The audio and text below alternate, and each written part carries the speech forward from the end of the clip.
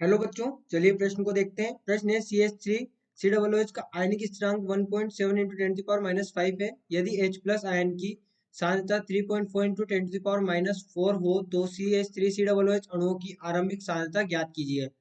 ए दिया गया है 3.4 इंटू 10⁻⁴, विकल्प बी दिया गया है 3.4 इंटू 10⁻3, विकल्प सी दिया गया है 6.8 इंटू 10⁻3 और विकल्प डी दिया गया है 6.8 इंटू 10⁻4। देखिए यहाँ पर हम बात करें प्रश्न की मुख्य अवधारणा की। मुख्य अवधारणा तो यहाँ पर देखिए हमारे पास में CH3 COOH एसिड दिया गया है। ये यहाँ पर जब अपने आयनों में विभक्त होगा तो किस प्रकार से विभक्त होगा? इसका जो आयनन होगा CH3 COO minus plus H plus का आयनन होगा।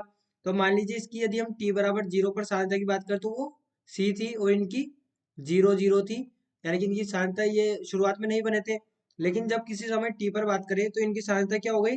C माइनस एक्स, ये साम्यावस्था की स्थिति में आएगा। तो ये आएगा यहाँ पर देखिए हमारे पास में ये x बन गया, ये x बन गया, यानी कि ये C माइनस एक्स हमारे पास में बच गया।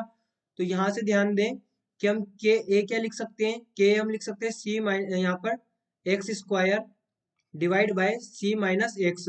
अब देखिए जो x यहाँ पर सांद्रता है ये बहुत ज्यादा कम है किससे? x से, यानी कि के ए हमें क्या प्राप्त हो जाएगा? X square divide bye C, क्योंकि यहाँ से हम x को नेग्लेक्ट कर देंगे तो यहाँ पर ये क्या प्राप्त होगा? हमें ये प्राप्त होगा C is equal to K A divide by x square. यहाँ पर ये हमारे पास में होगा C is equal to x square divide by K A. तो यहाँ पर x कितना दिया गया? x किसके साथ है? H प्लस की, और उतनी CH3 से डबल ओ माइनस की है। तो H प्लस कितना है हमारे पास में?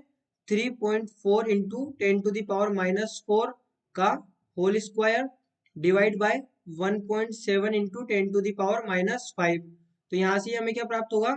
ये होगा 3.4 इंटू 2 इंटू 10⁻⁸ डिवाइड बाय 10⁻⁵ यहाँ से हमें प्राप्त होगा। तो अल्टीमेटली यहाँ पर C हमारे पास में क्या आ जाएगा? ये आ जाएगा 6.8 इंटू 10⁻³ मोलारिटी हमारे पास में सांद्रता आएगी इसकी।